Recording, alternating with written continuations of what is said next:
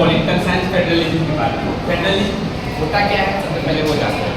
Federalism एक ऐसा system है जहाँ पे केंद्र और राज्य दोनों का रहना अनिवार्य है, यानी जहाँ पे दोनों फीचर्स होंगे, केंद्र और राज्य जो दोनों रहेंगे, उसको फेडरलिज्म कहते हैं। यानी federalism is a system of government in which the central authority and its constituent unit are available. That means central government and state government दोनों का होना जरूरी है।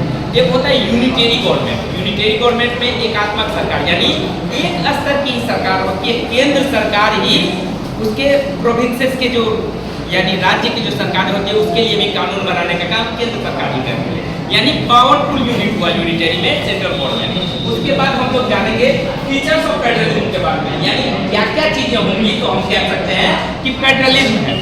सबसे पहला, दो स्तर की सरकारें रहनी चाहिए। दूसरा, दोनों के अपने अपने अधिकार क्षेत्र रहने चाहिए।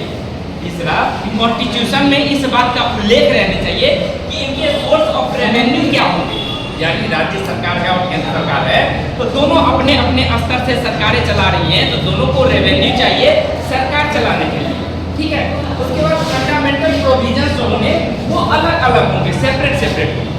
फिर हम लोग जानते हैं अगला पॉइंट कि टाइप ऑफ फेडरलिज्म, ये दो प्रकार के, coming together and holding together.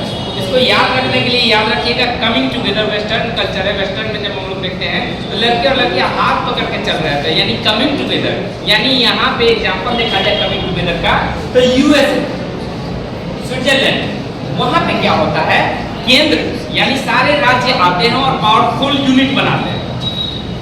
वहाँ पे एक पावरफुल केंद्र नहीं होता, सेंटर नहीं होता, तो उसको कहते हैं कमिंग टुगेदर। लेकिन हमारे यहाँ इंडिया में, बेल्जियम में, इन सब जगहों पे देखते हैं तो यहाँ पे क्या है कि होल्डिंग टुगेदर है। होल्डिंग टुगेदर हम लोग क्या, जब बचपन में छोटे थे तो माँ पिताजी के साथ मेला जाते थे तो हम लोग होल्ड करते थे उनका, तो इसमें हम लोग जान रहे थे होल्डिंग टुगेदर। तो होल्डिंग टुगेदर में पावरफुल यानी पिताजी जो है बड़े हैं, सीनियर हैं, तो उनका हम लोग उंगली पकड़ के रखते हैं ताकि होल्ड भटक ना जाए।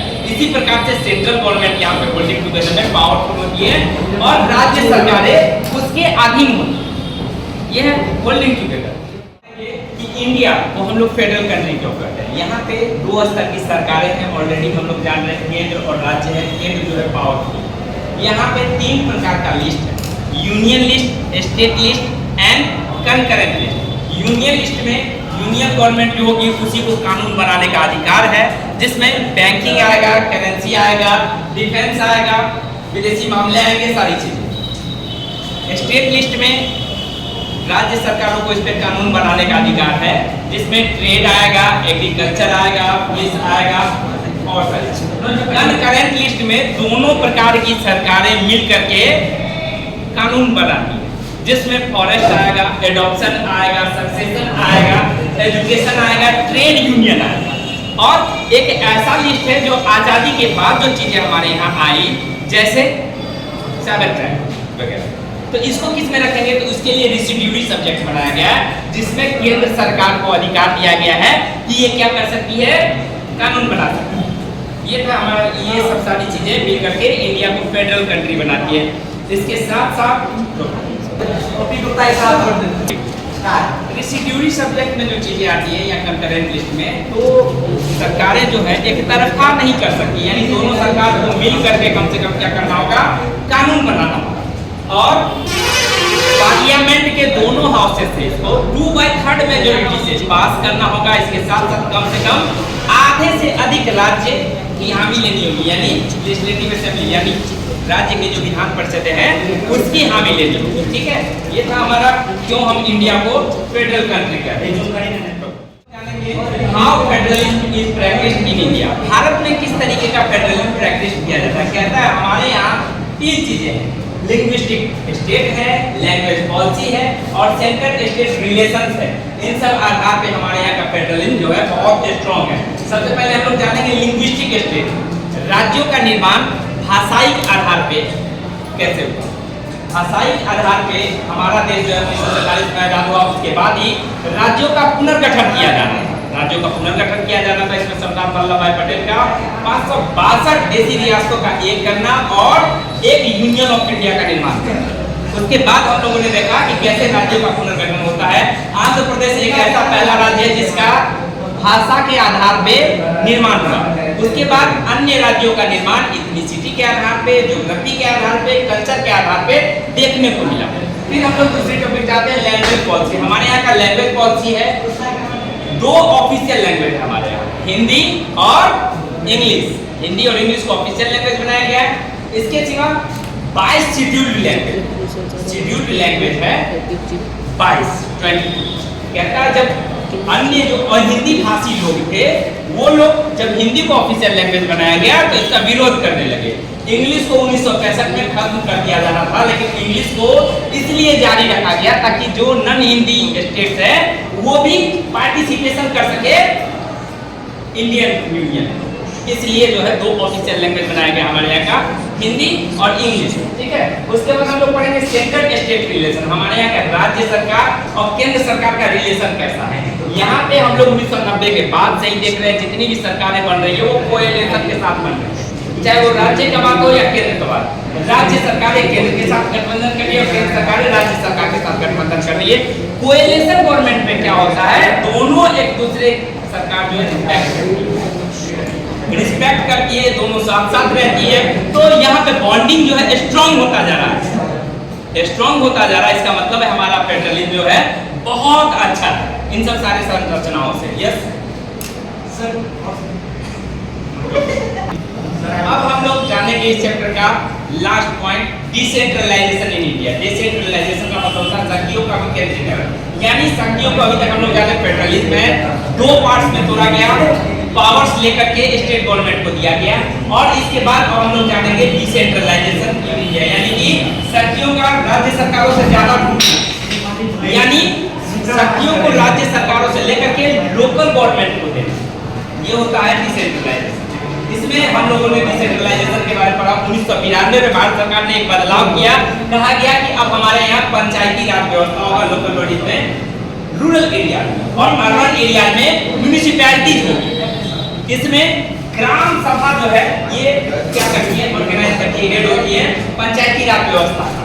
इसके सारे मेंबर जो होते हैं, गांव के जितने भी लोग हैं, पंचायत के जितने भी लोग हैं, वो 7 प्रतिनिधि, इसमें अलग अलग पोस्ट पे लोग खड़े होते हैं, जैसे मुखिया हो गए, सरपंच हो गए, इसके साथ साथ वार्ड मेंबर हो गए, अलग अलग लेवल पे, ब्लॉक लेवल पे अगुवाई करने वाले पंचायत समिति है, जिला तक पे अगुवाई करने वाले जिला परिषद होता है, अलग अलग अंग है। इसके सिवा हम लोग देखते हैं head of the municipal corporation जो होता है वो होते हैं चेयरपर्सन ऑफ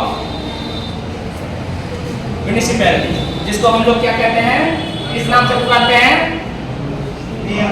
मेयर के नाम, मेयर, यस, मेयर के नाम से पुकारते। तो ये कहा जाता है। ये था हमारा चैप्टर फेडरलिज्म, और हमने देखा कि कैसे हमारे इंडिया में जो फेडरलिज्म प्रैक्टिस किया था। इस चैप्टर से कोई डाउट है आप लोगों का तो आप लोग पूछ सकते हैं। Yes sir, I have a question please sir. Yes sir, 1992 में सर डिसेंट्रलाइजेशन हुआ सर, उसमें क्या एडवांटेज है? क्वेश्चन है बच्चे का, इसने पूछा है कि डिसेंट्रलाइजेशन जो किया गया 1992 में, तो क्या क्या परिवर्तन किए गए गवर्नमेंट के द्वारा। सबसे पहले पंचायत का जो चुनाव है वो रेगुलर इंटरवल में किया जाएगा, हर एक 5 सालों में किया जाएगा, तो ये अच्छी पहल है। दूसरी बात, 1/3, सबसे इंपॉर्टेंट चीज, 1/3 of the seat is reserve for the female candidate in local body. और दूसरा, एससी और एसटी के लिए रिजर्व रहेगा, इसके साथ साथ ओबीसी के लिए भी रिजर्व रहेगी सीटें। ये सब सारी चीजें देखने को मिला इसमें। और कोई डाउट है कि नहीं का?